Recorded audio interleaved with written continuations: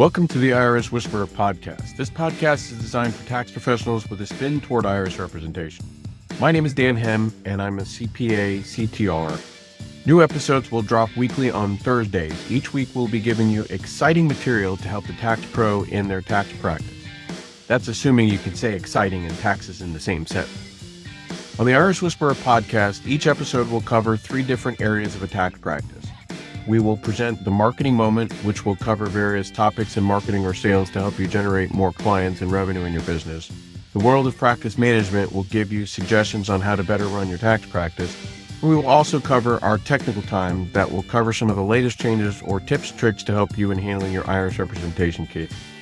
So I'm so glad you are here and hope you enjoy the show. Now, on to today's episode. Welcome to the show today. Today's a topic I'd like to talk about. I've had a few of our members in the Tax Resolution Academy bring this to me. They've had a couple of situations where they've had clients say, hey, you didn't tell me this, or you didn't point this out to them. And, like, for example, I had one where they said, well, you didn't tell me I should be making payments. They were going to be in a payment plan. They're going to be able to pay in full. And might as well have them start making payments, getting used to the payment. Plus, my opinion is if the client is making payments, then the IRS is less likely to do any other bad juju things like levying bank accounts, garnishing wages, doing anything else of that nature. So the way to do this to avoid this type of situation is always reduce it to writing. Anything where you've had this discussion, where they need to make a decision, where you need to communicate that you've told them to do something, it's always best to do it in writing. At a minimum, that means you send them an email. So you've had a phone call with them, you send them an email, and in that email, you basically what's called reduce to writing everything that you the main points that you've discussed. Now, if you record yourself, that might be another way to do it. Now, not necessarily recording the full conversation. Record yourself. Have a recorder on the other end where you're recording what you're saying. You can have that transcribed, put it into, say, even a chat GPT that maybe help, formulate it into a better email. Then slap that together in the email, review it, obviously adjust and edit. If you use anything with the AI, you've always got to edit it because it's actually pretty good. I'd say mostly 80-90% of the way there, but sometimes it's going to say things a little differently. Sometimes it's going to hallucinate and put something in there that really shouldn't or doesn't belong. So make sure you edit that, but then edit that into your email, and then that will give you the opportunity to reduce it to writing. Now, you must also be specific. I always say you got to do things to take the idiot out of it. You've got to be very specific and say, here's the situation. Here's what we talked about. Here's the decisions that you need to make. You're going to do option A or option B, or here's the things that that we discussed. I explained to you that you need to do by X date or whatever. Make sure you're spelling any of those out, that especially if there's due dates involved, whether it's due dates, getting something to a revenue officer, a revenue agent, a deadline for a tax return, a deadline for you internally to get something done so that you can review it, edit it, adjust it, whatever that needs to be done. And make sure that you do that. And then at the end, make sure that you ask them to reply to you that they acknowledge that you've provided that information. Now, if you really want to be a better legal protection, then you also, in addition to, send a letter, and send that letter certified mail, regular mail and certified mail. That's what you do. You send those letters, and then even if they don't claim and pick up the certified mail, they've gotten the other mail, and when that letter comes back to you, you just keep that. I keep them. I don't even open them, and I store and file them away, because if somebody comes and says, hey, no, you didn't, I don't open them. So don't open those envelopes. I just, I want to make sure that it's not doctored anyway. It's still sealed. Sometimes we tape them when we mail them so that they don't come open. The certified mail is still, the little stub is still taped to the front of it. And I keep that. Now, obviously, if they accepted it, then they've gotten that, and you still ask for acknowledgement. Now, that acknowledgement, say, hey, send me an email that lets, or send a return letter, or have a duplicate copy of the letter that they sign and date to acknowledge that you are doing something. Now, where would you use this? So, for example, that one member, because they said you didn't tell me I needed to make payments while you're waiting to get tax returns done, while you're waiting to, in appeals, while you're waiting to get the 433s done, any or all of those things that are in process. And for certain there's no way that they're going to qualify for anything other than eventually a full payment over time. Might as well just have them start making that payment. So you tell them to make X dollar of a payment, make one today, then make one every 30 days from there.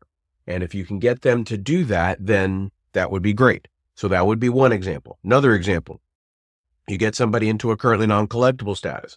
Well, currently non-collectible status, one, they will more than likely have a lien filed. Two, the IRS is going to keep refunds.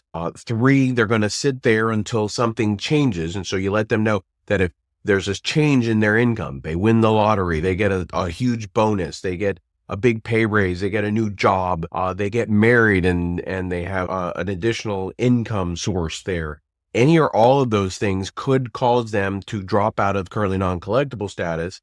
And if you can let them know all of this stuff in advance and have that all prepared for them, and that they signed and that you explained that to them, if you have that in your possession, then they can't point the finger and said you didn't, because when they come back to you 2 years from now after they've dropped out of current non-collectible status, then you're going to have to tell them, well, unfortunately, we have to do the home 433 all over again with the assumption that you qualify.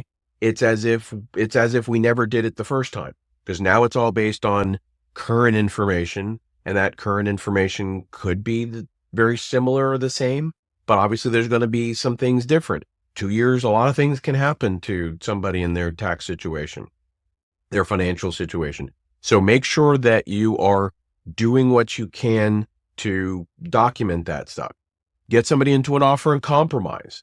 You get them into offer and a compromise. There's what I call the rules of the road.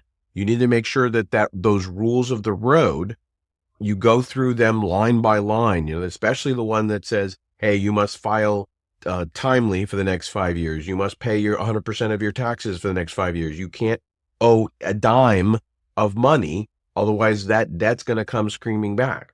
That they won't remove the lien until you've made your payment for the offer amount. So all of these different things and all the rest of the rules of the road, because remember, an offer and compromise is it's a contract with the federal government. So they need to make sure that that's documented properly, that you've explained everything, because wounded animals bite.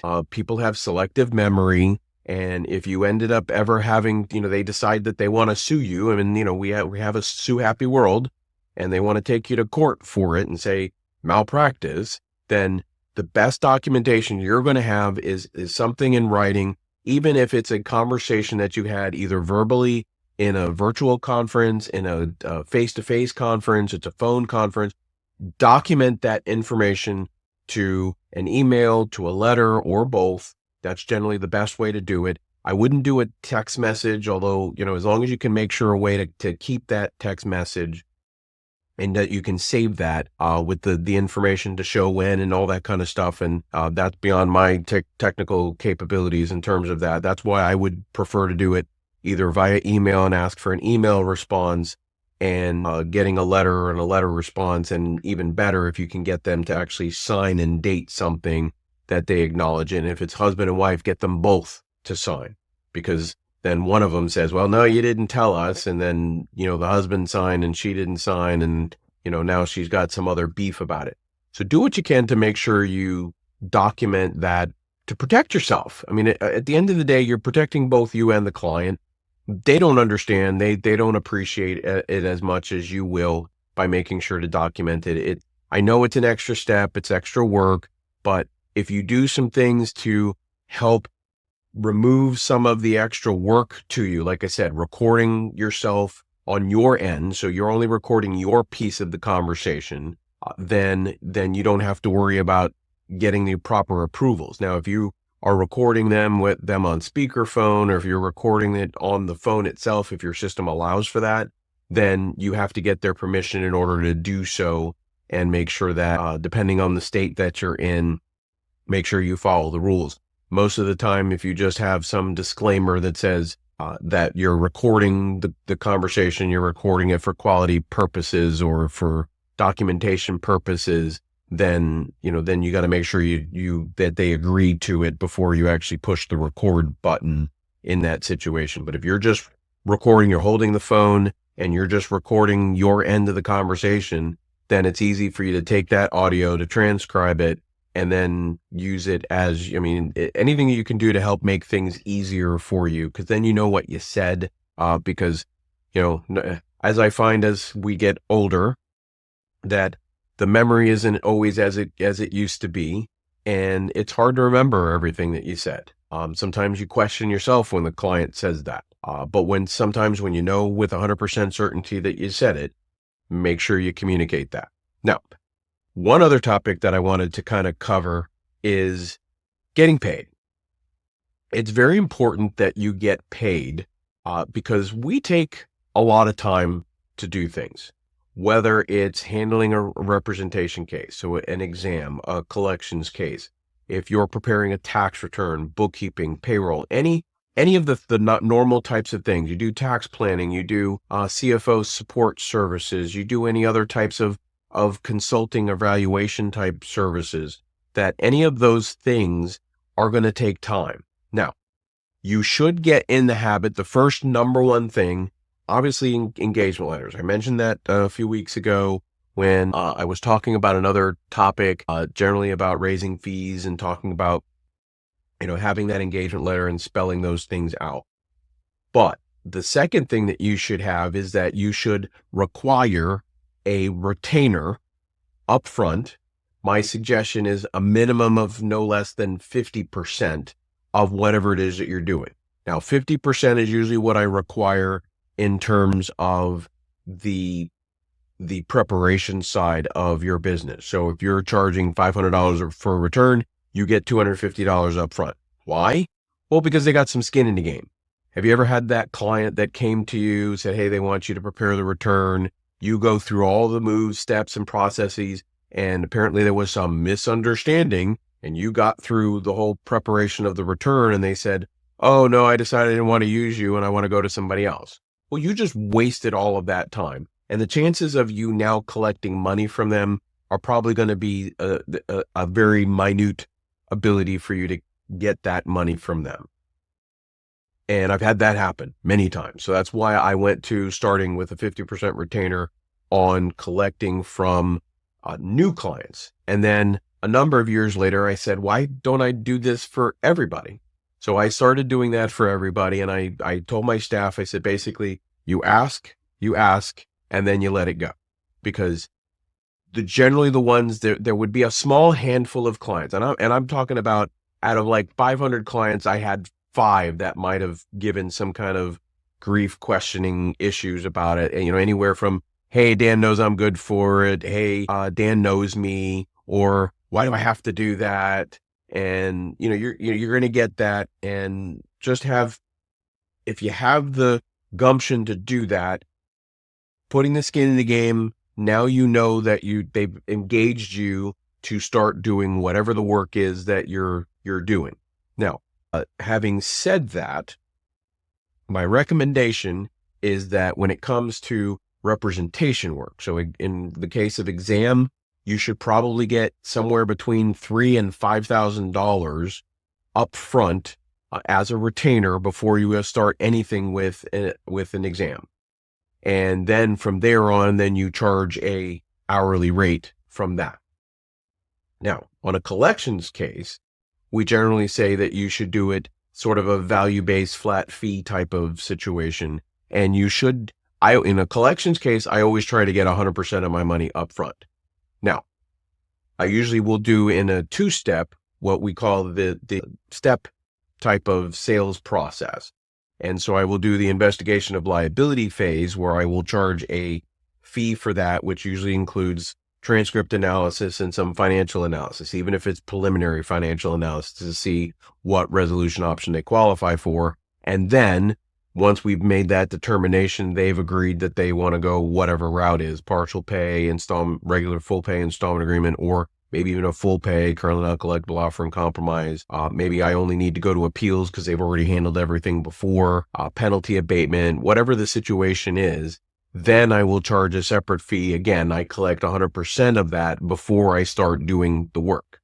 And you should have in your engagement letters that once the information is received, once the money is received, it is considered earned when it's received. Now, obviously, if any time goes on, just do what you can to try and document that you've spent time on the work that you've done. Because if they've given you a big retainer and then they question something, or you come back and say, hey, it's going to cost a lot more, and that's not something that they want to do, then expect that, and they do that in a short time frame, then chances of you being able to earn 100% of that, and they're going to whine and complain, and you're better off just giving some portion of a refund back, as opposed to trying to do anything else. Because if you don't, then they're more likely to sue you and obviously get some kind of waiver signed that, that they agreed to this refund, and that they're not going to pursue any other legal action. You may want to talk to an attorney in your state to see what your limits are, because obviously with the various states that we have and the rules and regulation, is going to be different all in the various states. But make sure you get paid, because otherwise, and I'm sure many of you have had that type of a situation where you've done the work and then all of a sudden they just like, oh, no, I didn't mean to hire you.